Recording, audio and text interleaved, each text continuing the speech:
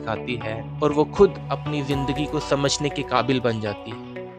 यही कॉन्फिडेंस उसे अपनी ज़िंदगी की असल हीरो बनाता है। पढ़ी लिखी बेटी अपने माँ बाप के लिए फ़ख्र बनती है, वो उनका नाम रोशन करती है और उनके बुढ़ापे का सहारा बनती है। तालीम सिर्फ लड़की को नहीं बल्कि उनके वालिदैन को भी इज्जत दिलाती है। दोस्तों, सोसाइटी का सबसे बड़ा सैलाब यही है कि हम सोचते हैं लड़कियां तालीम की मोहताज नहीं, लेकिन असल सच ये है, educate a boy, educate an individual, educate a girl, educate a nation.